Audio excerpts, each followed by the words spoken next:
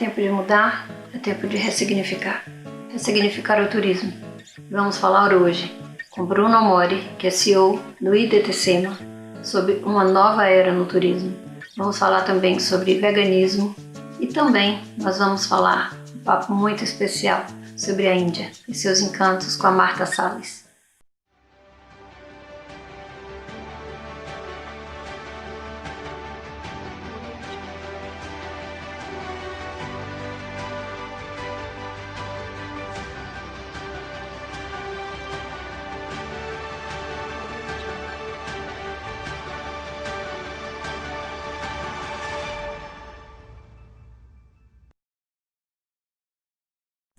O mundo vive hoje uma crise global e a indústria do turismo é sem dúvida a mais atingida. Nós vamos falar hoje com Bruno Amori, ele que é CEO do IDTSEMA. Bruno, qual a sua avaliação hoje do turismo do Brasil e de São Paulo? E quais as suas possíveis sugestões para essa realidade? Olá, Cássia! Tudo bom? Prazer em falar contigo. Parabéns pelo sucesso do programa Trade Tour. É sempre um privilégio estar perto de você. Sobre a sua primeira pergunta, realmente esse é o maior e o pior momento do turismo da história. Desde 1950 nós temos uma curva crescente. Chegamos no ano de 2019, conforme a MT, a 1,5 bilhões de pessoas viajando pelo mundo, que gerou 1,8 trilhões. Nesse ano nós vamos ter uma queda já, de acordo com a MT também, de pelo menos 60%, e se voltar no comecinho de julho em relação ao mesmo fluxo do ano passado. E se demorar nos meses de outubro, novembro, praticamente 80% a 90%, ou seja, de 1,8 trilhões de dólares nós vamos ter uma queda direta. Nós estamos falando aí de repente de 200, 300 bilhões de dólares. São trilhões de dólares basicamente de prejuízo. No mercado daqui do turismo, de São Paulo e do Brasil, um exemplo, os hotéis, tem quase 90% dos hotéis fechados por falta de demanda. E após crise vai ser muito importante criar medidas, a primeira como créditos voltados para poder reabrir, a segunda trabalhando a questão de inovação, novos segmentos e criação de demanda, e a terceira, uma grande política colocar como o turismo como um fator de desenvolvimento econômico. Sabemos que várias entidades somam esforços hoje para encontrar o melhor caminho, para esse pós-crise, para esse momento especial. No seu olhar, quais são os maiores desafios a serem encontrados nesse momento? Olá, Cássia, sobre essa pergunta, não só a BH, como várias entidades como a BEOC, Convention Bureaus, Unidestinos, Abrazel, ABLA, estão trabalhando dentro do governo e com as entidades e com os empresários para chegar em soluções interessantes, tanto em relação à higienização, um exemplo dos hotéis. Dentro dos apartamentos é fácil a higienização, é trocado lençol, são usados produtos que eliminam o vírus. A grande preocupação do turismo são em relação aos eventos, às salas de convenções, em relação ao café da manhã, um restaurante, à recepção, lugares onde pode ter mais aglomeração. E lá sim, criaram-se novas EPIs, uma álcool gel, a outra é a máscara e outras ações em relação ao distanciamento das pessoas. Mas logo, o que vai ser importante vai ser a retomada da atividade econômica do turismo como gerador de emprego e renda. O mundo inteiro depende do turismo e o turismo é uma entidade limpa que fortalece a economia. A MP 948 é de suma importância para o turismo, principalmente nesse momento. Como que você a vê? Cássia, para amigos da Trade Tour, a MP 948 ela é essencial para o fortalecimento e para manter turismo, para a sobrevivência do turismo. Primeiro, porque ela trata de uma relação de proteção do consumidor e do empresário em relação a cancelamento, adiamento ou crédito das viagens que foram canceladas por causa do Covid. Então a primeira forma ela pode pegar, se ela tem 5 diárias, hospedagem, mais um programa de alimentação, ela pode pegar e trocar por outro período quando acabar a Covid. Essa é a mais simples. A segunda parte dessa mesma, ela trata a questão de transferência de crédito. Então vamos supor que esse pacote deu 100 moedas alguma coisa. Essas 100 moedas são transferidas para comprar esse mesmo pacote. pacote ou alguma coisa similar com o mesmo fornecedor.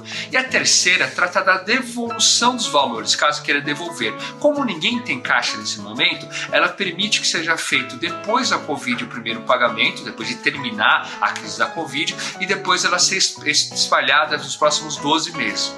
O segundo, ele é muito importante porque ela elimina uma justiça, uma cobrança ilegal e moral do ECAD em relação à cobrança de direitos autorais dentro da OH. E dentro da OH é uma unidade privada do hóspede. Ninguém pode colocar uma câmera ou saber se a pessoa está dormindo, está lendo, está escutando uma música do celular dela ou está assistindo a televisão. Então é impossível verificar, é impossível ser cobrado. Nós não somos contra a cobrança de direitos autorais, mas os lugares onde tem frequência pública.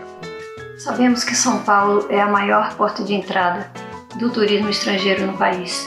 Como que você vê esse momento tão delicado pós-crise? São Paulo, cidade, estado é o maior e o maior fonte, o número de atrativos que nós temos aqui, desde campo, turismo religioso, turismo de convenções, turismo de aventura, sol e praia e também o turismo de negócios e eventos. A cidade de São Paulo, o estado de São Paulo, é o mais preparado em relação à hospedagem. Nós temos 191 mil apartamentos de hotel, nós temos mais de 450 mil carros para alocar, são mais de 8 mil agências de turismo. E São Paulo está preparada para atender todos os públicos. O que nós podemos aproveitar do pessoal estrangeiro? Com dólar alto, vai ficar muito barato vir para o Brasil e fazer um turismo. E nós vamos precisar de várias campanhas de criar demandas. Temos que ser inovadores, criar novos tipos de formatos. Por exemplo, atender o público de idosos, atender a acessibilidade, atender o mercado pet, fazer e criar experiências para o turista, porque hoje é essencial você criar um diferencial de experiência para que ele volte, para que ele permaneça, para que ele curta, para que ele divulgue o destino e continue voltando. Bruno, muitíssimo obrigada pela sua participação, seu carinho sempre pronto em estar colaborando aqui com a gente no Trade Tour. Muitíssimo obrigada. Eu gostaria de lhe pedir um recado para os nossos amigos aqui do nosso trade. Cássia, sim, meu prazer falar contigo. Parabéns pelo programa Trade Tour. Nós temos que pensar agora em união, não divisão. Trabalhar o mercado, não deixar essa questão política influenciar. Precisamos aprovar novos segmentos, trabalhar com uma tecnologia, aprovar os cassinos e jogos, você pode entrar mais 70 bilhões de dólares de investimento no Brasil. Pensar fora da caixinha e colocar o turismo como fator de dentro econômico. E parabéns, Cássia, parabéns pelo sucesso, pela grande profissional que você é. Um grande abraço, meus amigos.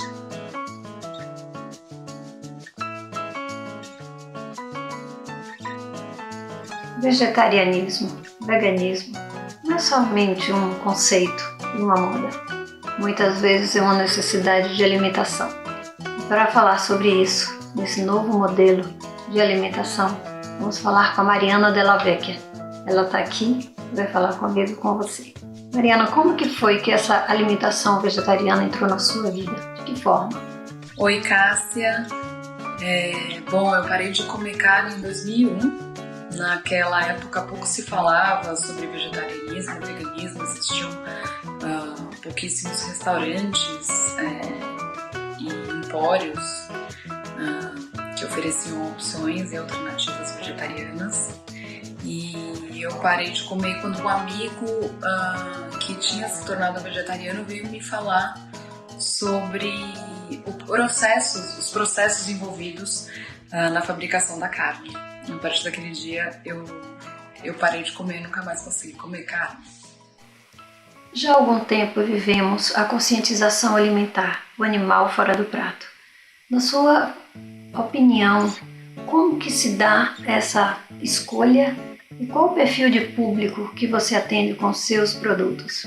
Olha, eu acho que o público é muito variado, né? Existem cada pessoa escolhe por um motivo. O que eu vejo de maior semelhança é que a maioria das pessoas que optam por uma alimentação baseada em plantas, né, plant-based, como chamam nos Estados Unidos, são mulheres. Aí temos desde mães, enfim, que optam por oferecer uma alimentação mais saudável para a família, mais natural. A gente tem jovens também que são mais ativistas, então eles buscam especificamente produtos que não tenham nada de origem animal, porque a gente sabe, né, e eles sabem melhor ainda todo o impacto da cadeia produtiva no meio ambiente, então são pessoas mais preocupadas com a sustentabilidade.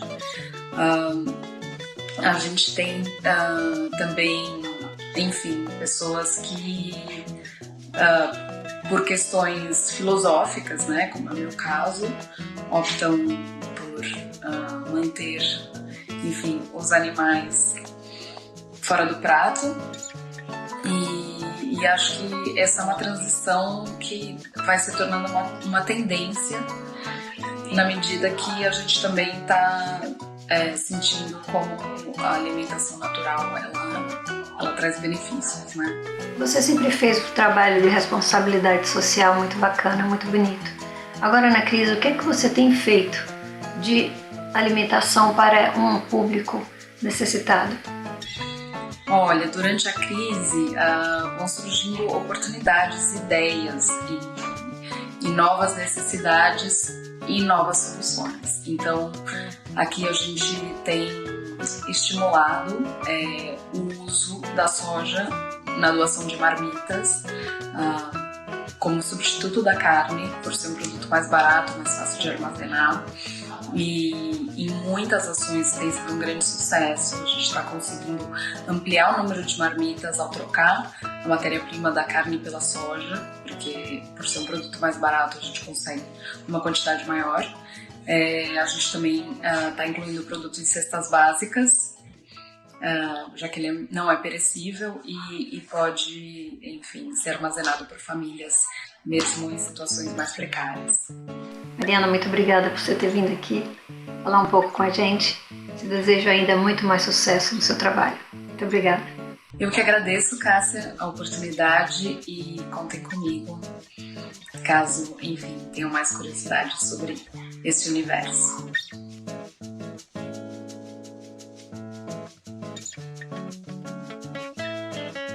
Ela já desceu o Nilo, conhece o deserto como ninguém e é uma conhecedora da Ásia. Ela é Marta Salles, diretora da ATF Viagens, uma operadora maravilhosa, e vai falar com a gente sobre Índia e sobre destinos maravilhosos aqui no Trade Tour Internacional.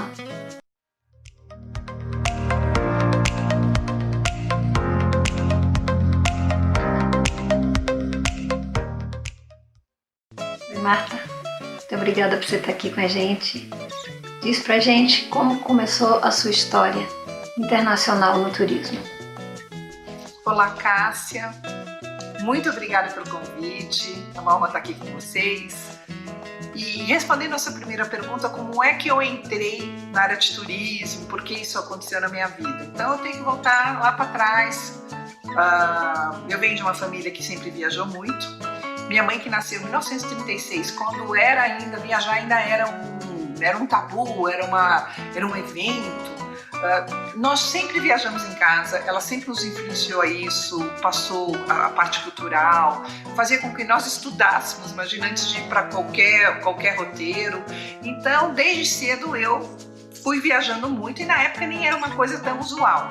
E isso foi seguindo na minha vida toda e eu virei uma Globetrotter hoje com mais de 100 países visitados e tirei sabáticos e tinha uma outra atividade paralela, que eu fazia eventos.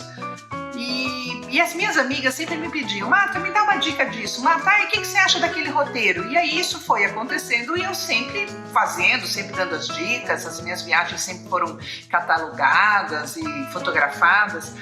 Aí um dia eu pensei: eu não gosto do que eu estou fazendo, não é realmente uma paixão. E aí foi quando eu resolvi fazer essa mudança e trabalhar com aquilo que realmente é uma paixão para mim. Então, foi assim que iniciou a minha empresa. Hoje eu tenho uma operadora de turismo boutique que trabalha com ênfase em Ásia, Norte da África e Oriente Médio. É claro que aos poucos a gente vai expandindo, eu formo grupos, eu acompanho o que é possível acompanhar, porque no final formou-se tantos grupos que eu mesma não dava conta de acompanhar. Então é isso, eu trabalho com o que eu amo, eu adoro o que eu faço. Desde roteirizar, para mim eu já começo a viajar na parte do roteiro. Então Então é isso, quando a gente faz o que a gente ama, o que a gente gosta, que é o meu caso, a gente vê muito valor no trabalho, a gente trabalha feliz, a gente entrega com amor e isso se traduz em qualidade e a gente faz muitos amigos. Eu hoje tenho muitos amigos que vieram de grupos que trabalham aqui, que eu acompanhei. Então eu acho que é isso, eu acho que todas as pessoas deviam trabalhar com aquilo que amam porque a gente entrega melhor. Com tantos carimbos no seu passaporte, com certeza inúmeras situações inusitadas. Fala pra gente 3 situações mais delicadas que você já viveu lá fora. Cássia, eu citar 3 situações inusitadas, né? A gente que viaja com grupo e lida com pessoas, o tempo todo a gente ri, isso é uma coisa muito gostosa na viagem, quer dizer, eu rio de mim mesma, situações do grupo que depois a gente ri junto quando lembra, mas assim, eu vou citar 3 coisas, como você me pediu. Bom, a maioria dos países asiáticos ou mesmo muçulmanos, eles têm um dress code, né? Uma forma correta de você vestir de acordo com a cultura local.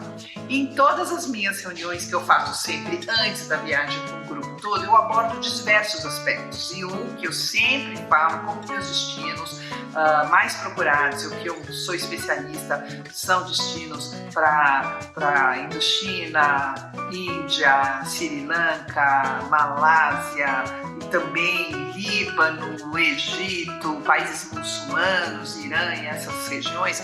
Então a questão do dress code é muito importante. E eu falo, né? Isso as pessoas perguntam, mas eu não posso usar? E eu sempre respondo, não, poder você pode, mas você não deve. Em alguns países você não pode, outros ninguém vai te prender. Mas você não deve usar porque você vai se botar numa situação e, consequentemente, o grupo inteiro dentro de um constrangimento. Então eu tive uma passageira que estava no meu grupo, numa dessas viagens, né, para lugares que você tem que realmente se vestir com muito decoro. E no café da manhã ela se apresenta com uma saia curta, com uma blusa decotada, e eu chego e falo, olha, eu acho que você talvez devesse pensar um pouco na forma como você vai sair. E ela falou, não, eu não acho problema nenhum, não é nenhum decreto de lei, então eu estou me sentindo muito quente, eu quero ir assim e tal. E aí eu falei, ok, eu acho que você não deve, mas se você quer viver essa experiência, vamos lá. E foi muito, quer dizer, na hora foi muito difícil, mas agora foi muito engraçado. Quer dizer, essa pessoa se sensualizou para se vestir com roupa justa, que marcava todas as curvas, e era uma pessoa muito cheia de curvas. Então ia subir no camelo, parava todo o local que a gente estava, sabe? Para andar num lugar que tinha o paralelepípedos ou citar coisas, caminhos mais complicados, e era um problema por causa do salto. Aquele decote totalmente inadequado que os homens ficavam assediando de uma forma extremamente desagradável. E ela falava, nossa, eu não sei por que as pessoas olham tanto para mim. Porque ela estava achando que ela estava abafando, né? Enfim, eu tive que intervir de novo, ou seja, eu tive que comprar um pano para poder cobri-la, para que nós pudéssemos terminar a viagem sem tanto conflito, porque isso acaba atrapalhando o grupo inteiro e a mim, porque eu tenho que chegar, separar as pessoas, e a pessoa fica, me ajuda, olha, tá todo mundo me olhando. Então, foi realmente um fato em si que foi muito engraçado, que eu sempre observo que as pessoas têm que estar adequadas nos lugares, ela tem que se vestir de acordo, isso faz parte de saber viajar, né? O segundo fato aconteceu agora recentemente, em janeiro. Eu tinha um grupo, 12 pessoas, que estávamos programados para ir por Irã. E em janeiro ainda, quando não se falava em Covid, quer dizer, essa situação não foi a que atrapalhou, foi os Estados Unidos ter mandado eliminar uma figura importantíssima na área de exército lá, e aí começaram aqueles aquele revanchismo, um falando para o outro, vou revidar, vou ter vingança e tal. Então, naquele momento que houve, inclusive, algumas explosões nos locais, eu tive que abortar aquela viagem. Para nós, isso é muito difícil, porque a gente tem responsabilidade sobre o grupo, a gente tem que zelar a segurança do grupo, mas foi tudo muito rápido. Nós estávamos assim, há uma semana de embarcar, quando começou a acontecer todos aqueles problemas. Então, e isso foi assim, foi para mim muito inusitado, né? Porque foi um exercício mesmo de planejamento e de aliança com bons fornecedores. Em 4 dias, percebi que não ia dar para ir, reuni o grupo, expus o fato, já com a solução, porque você não pode falar, olha, não vai dar para ir, vamos pensar o que vamos fazer, né? Cabe a você já entrar com uma solução alternativa. A alternativa foi uma viagem para o Egito, que foi linda, ou seja, entre eu perceber que ia ter que abortar e estar já embarcando com o grupo para um outro destino, foram 4 dias. Isso foi realmente uma situação que eu tive que passar, que foi muito inusitada. No final, o grupo amou, e ela foi uma viagem muito especial, por vários aspectos. Entre eles, se não o mais importante, o fato de ter sido a última viagem do ano. Nós voltamos aqui, já era início de abril, a última viagem do ano, e foi durante a viagem que foi aparecendo todas as dificuldades do Covid e tal. Então todo mundo saboreou muito essa viagem, né? E ela tá nos corações das pessoas que foram comigo, que se estiverem me assistindo, e elas vão entender isso que eu tô falando. E a gente se fala muito até hoje, né? Que bom que a gente pôde fazer aquela viagem, que foi tão feita de última hora e que deu tudo tão certo. Bom, um outro aspecto, né, que eu pensei aqui em compartilhar com vocês. A gente, quando viaja em grupo, não importa, é um grupo de 6, um grupo de 12, um grupo de 14, que geralmente são os limites do meu grupo. Eu gosto de poucas pessoas. Eu tenho que ficar, né? Claro, eu levo adultos só, na sua maioria acima de 40 anos. Mas as pessoas ficam um pouco criança quando elas viajam e elas têm alguém que pensa em tudo para elas, né? E eu sempre falo, gente, vocês têm que estar no gate, horário, todo mundo, né? Então as pessoas se dispersam no aeroporto, cada um faz o que tem que fazer, né? E eu tô com eles no WhatsApp e eu tô observando quem já chegou, quem não chegou e tal. E o aeroporto, o avião foi chamado, né? No gate chamaram para embarcar. E as pessoas começaram a fazer fila para entrar e tal. E eu ali esperando, fora, olhando ali, falando com as pessoas. Elas, não, a gente está aqui fazendo compra, nós estamos em tal lugar. Eu falei, venham imediatamente, venham, corro imediatamente. E foi aquela correria, e eu brava e apreensiva se elas não chegassem, porque assim, eu trabalho, sabe, eu não deixo ninguém para trás, né? Isso é uma coisa muito forte em mim, é não deixar ninguém para trás, né? Então, claro que os outros que estavam embarcados iriam embora e eu ficaria para poder, porque claro, vai ter que ter outro voo, vai ter que ter todo um operacional ali, então eu não embarcaria e deixaria meus passageiros para trás, mas foi um sufoco. De repente eu vejo as 3 chegando, cheio de sacola, correndo, suando, tal, e elas conseguiram embarcar, porque eu ficava lá pedindo, não, estão chegando, não, olha, estão aqui, não, já estão aqui, estão chegando, tal, e eu negociando ali para calma, que elas já estavam vindo, o alto-falante chamando, quando chegam as 3, eu, né, também, né, 4, né, foram os 4 últimos que embarcaram. A gente teve salva de palmas, teve protesto, teve tudo. Então, essa foi uma situação também, foi divertida agora, né, na hora foi uma situação difícil. Mas é isso, eu diria que, sim, claro, eu poderia ficar aqui citando várias, né, porque o viajante a gente tem muitas coisas. Eu, pessoalmente, viagens que faço sozinha e faço muitas, também várias coisas me aconteceram. Enfim, desde você estar num país que embarca um voo, aí você vai no outro, aí você chega lá e você está perdida no aeroporto, e aí você tem que providenciar como é que faz isso, enfim, em relação a restaurantes, coisas curiosas e tal. Mas assim, eu selecionei essas 3, que foi o que você me pediu, mas em outros blocos aí a gente pode explorar esse tema, que é muito divertido depois que eles passam. É isso. Os destinos que você trabalha hoje são maravilhosos, na cultura, né, na gastronomia, né, na história. E quais são os aspectos mais pontuais que seus pares estão trabalhando hoje, além do protocolo de biossegurança? Cássia, essa é uma pergunta muito interessante e eu acho que isso faz parte de como a gente tem que melhorar ou criar novas opções, porque realmente o pós-Covid ele vai mexer em todos os aspectos. Isso eu não falo só no turismo, né? Eu vou fazer um paralelo só falando em viagem, assim, eu vou dar o exemplo de 11 de setembro.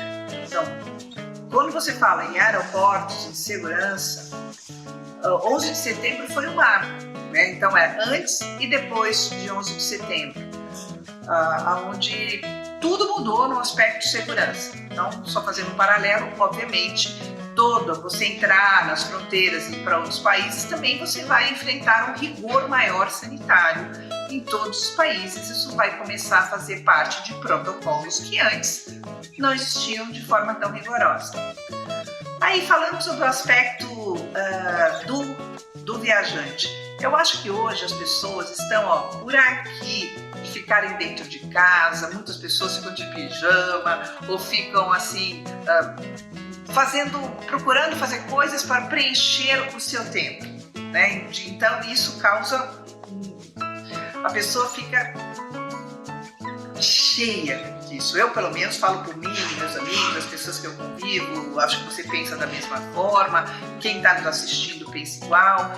Então eu acho que a vontade de sair, e aí eu não estou falando só de viagens internacionais, eu vou falar mais de viagem porque é o assunto que é a minha expertise, é o meu trabalho, mas assim, isso em todas as viagens, não só as internacionais, elas vão ser melhor saboreadas, porque eu acho que a sociedade no geral, ela sofreu uma grande transformação, que é dar maior valor para o ser do que para o ter. E é esta a mudança que eu vejo de forma mais tocante, não só no turismo, mas assim, levando para o turismo, são as experiências que as pessoas vão procurar. Então, antes uma experiência era amenities, como que era o quarto, o jardim, e ele tem 1000 fios. Hoje as experiências elas vão ter que estar mais aprofundadas para satisfazer um novo consumidor que está muito mais ligado no ser, na sustentabilidade, na integração, né, no outro, do que propriamente no luxo em si frívolo. Então eu vejo dessa forma, eu acho que a vontade de viajar, a vontade de sair vai estar até muito mais desenvolvida. O que as empresas têm que pensar hoje, e é o que eu tenho visto dos meus pares e conversando com as pessoas e outras agências, eu acho que nós hoje fomos um segmento, seguramente, se não o mais, um dos mais prejudicados devido a essa pandemia que lamentavelmente o mundo está passando. E é nesses momentos que se encontram as melhores oportunidades. Então, o empresário, de forma geral, ele tem que pensar o que ele pode oferecer a mais para o seu cliente, né? Isso em todos os aspectos, desde a experiência, como eu falei há pouco, até em relação a preços, né? Porque o dólar subiu. Então, eu acho que isso não vai frear as viagens. Talvez vá aquela pessoa que viaja 4 vezes por ano, talvez vá viajar 2 ou não, isso é de cada um. Mas elas vão ter que estar muito mais ligadas em experiências de ser, experiências que toquem o viajante. Acho também que a questão de preços, ela tem que ser negociada, sabe? Você tem que hoje tem uma corrente de pessoas que querem viajar, mas como que nós vamos fazer com o dólar do jeito que está? Vai sair, quer dizer, antes o dólar custava 4, agora está custando 6,10, enfim.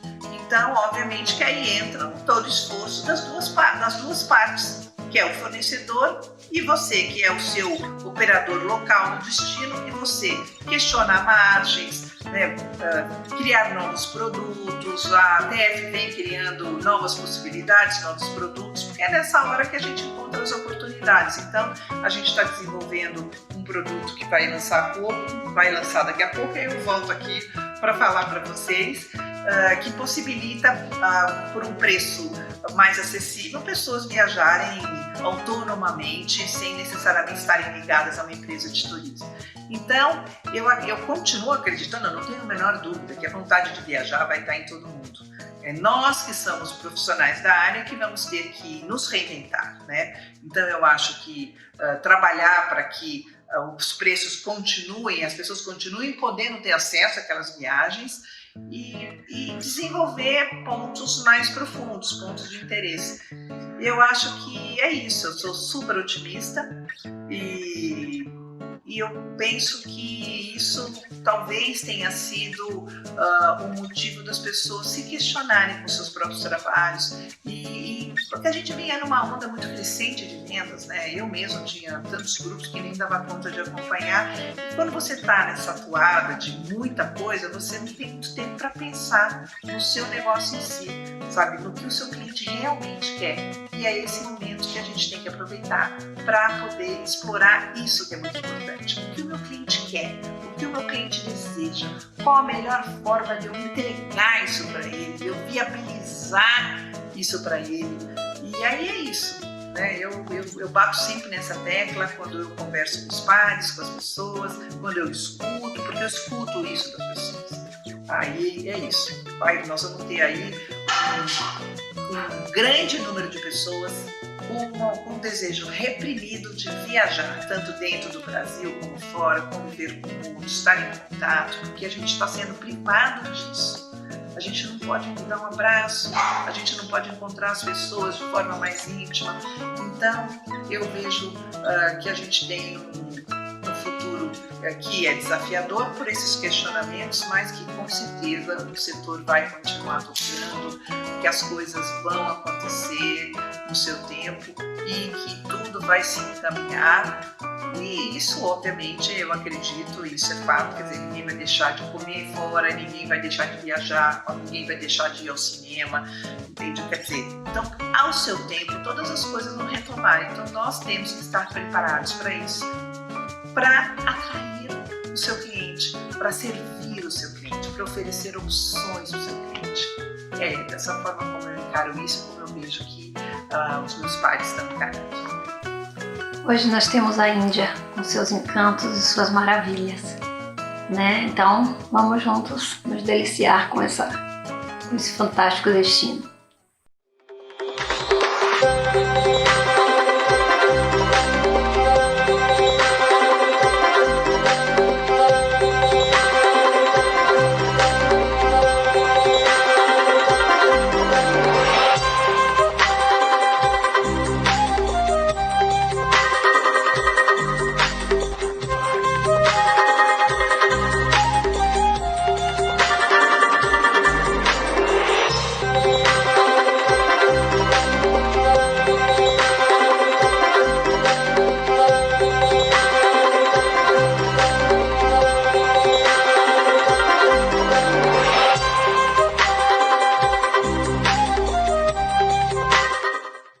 Ai, Cássia, se eu fosse... É muito difícil, de uma forma resumida, falar dos encantos e das maravilhas da Índia.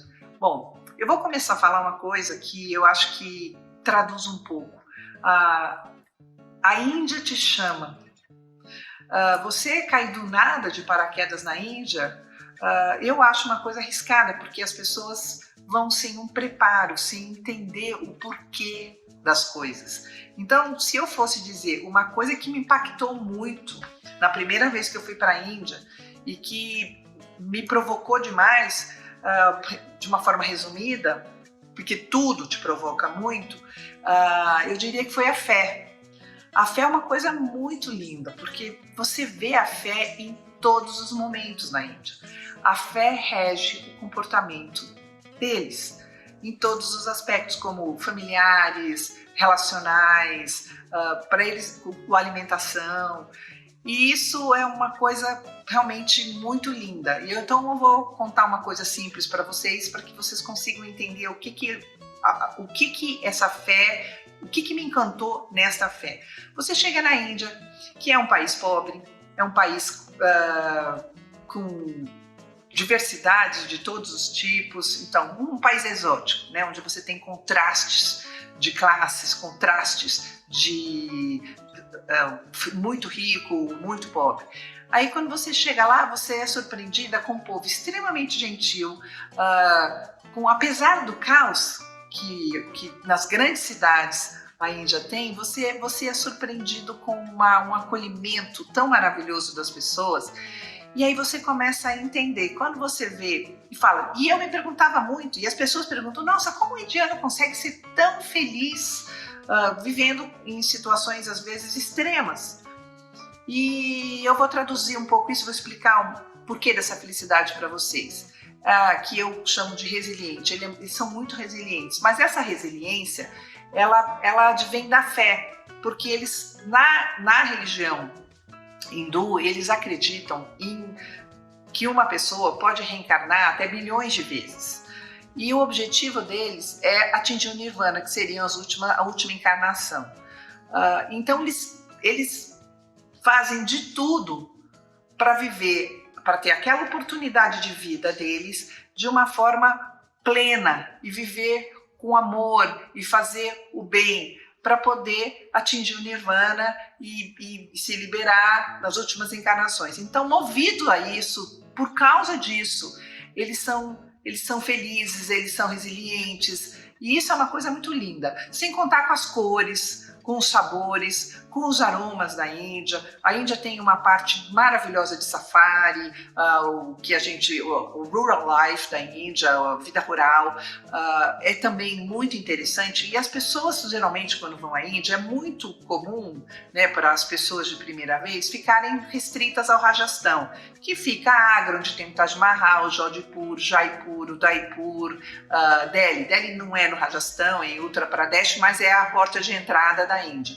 Eles fazem só esse circuito, que a maioria das pessoas se resume nisso na Índia. Eu fui tão impactada pela Índia que me provocou a fazer mais. Então, assim, a Índia é um país que você vai, e se você não tem um preparo, uma cultura, se você não se aprofundou na Índia, é muito provável que ao chegar no aeroporto de Delhi, antes de chegar no seu hotel, você observando o seu entorno, você às vezes fala, o que eu estou fazendo aqui?